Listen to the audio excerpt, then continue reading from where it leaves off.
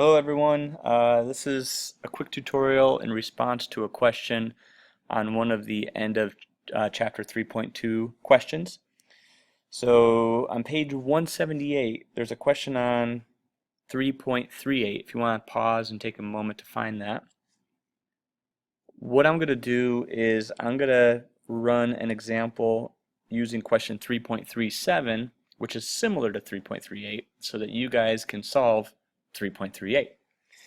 Now, the question on 3.37 is asking to make a sampling distribution for gender in the Rock and Roll Hall of Fame. The gist of the question is saying that out of 273 inductees to the Rock and Roll Hall of Fame, 41 of them are female or bands that have female members. And the first question, it says use StatKey to make many random samples of size n equals 10 and compute the sample proportion that are female or with female members. So let's start there and just open up StatKey. When we get to StatKey, what we want to open up is confidence interval for single proportions.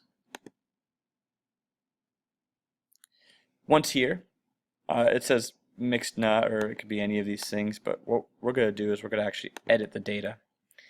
And here it tells us the count size and the sample size. Now we know the sample size already. It was n equals 10, so we just plug in 10 right there. Now with the count size, what we're going to have to do is calculate what the proportion is of 41 out of 273 inductees. So we'll just do a little quick math here. 41 divided by 273, and I get a proportion of 0.15 or 15%. So that means 15 out of 100. Now the issue here is we don't have a sample size of 100, we have a sample size of 10, so that'd be 1.5 out of 10, which is the same as 15 out of 100. But watch what happens when I hit OK here. It says no, you need to have integers only here. So we have to either say 1 or 2. And I feel a little bit more comfortable saying 2. So that's 20% is, about the same as, it is the same as 1 out of 10, 10% or 20%, but I'm just going to go with the 2. Now I'm going to generate 1,000 samples. Here we go. So we have a nice bell curve. It ends right here because you can't go lower than 0, but otherwise it would. And we can use this bell curve to answer some of these questions. So the first question in part A says, what is the standard error for these sample proportions? And here it is, 0.13. And then it says, what is the value of the sample proportion farthest from the population proportion of p equals 0.15? Now I didn't have 0.15. I chose to go 20% instead of 15%. So I'll make it, instead of going from 0.15, I'll make it from 0.2. And it looks like my furthest one out here is, I have a 0.6, although look at that right in the corner. That's also 1. You can see how it lights up when I touch it. So 0.7 is the furthest away from my mean. So here's what I'm going to do to figure out the next question. It says, okay, 0.7 is the furthest, and it says how far away is this? We just subtract 0.7 minus 0.20, and it's 0.5 away. Alright, so we answered part A. Now let's reset the plot, edit the data, because in part B it says using a sample size of 20. We still want to be 20%. Alright, we want the mean to hit right around 0.2.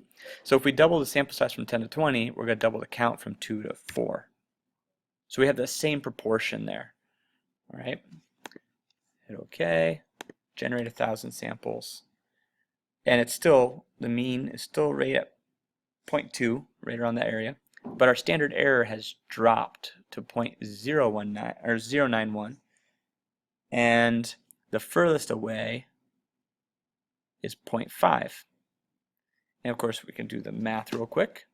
Say 0.5 minus 0.2, and I get 0.3. So now I have the 3 sets of data that I wanted, the standard error, the furthest away from the mean, and the difference there. Now we're going to reset it one more time for part C to the question, edit data, and this says sample size of 50. Alright, so that means we're going to have, let's see, 4 out of 20, which was 2 out of, I'm sorry, 4, that ought to be 8, 9, right? Or maybe 10. There we go. So 10 out of 50, we're going to generate 1,000. There we are, we're at 0.204, so I know I did my quick in my head math. Okay. My standard error has dropped again. So in other words, the more cases, the more people there are in my sample size, the less error there is in my sample. So 0.056, the furthest away is 0.4, and 0.4 minus 0.2 is 0.2. So that drops as well. The spread of the distribution drops and the standard error drops. So that means, again, the higher my n value, the lower the standard of error, and the more accurate my prediction to the population parameter will be. So I can more accurately and more precisely estimate the population. So that kind of answers question D on that, which is use your answers from part A, B, and C to comment on the effect of increasing the sample size on the accuracy of using a sample proportion to estimate the population proportion. So my sample proportion here right now is a far better estimate to what the actual population proportion would be when I have an n value of 50, right? Sample size of 50 versus an n value of 10.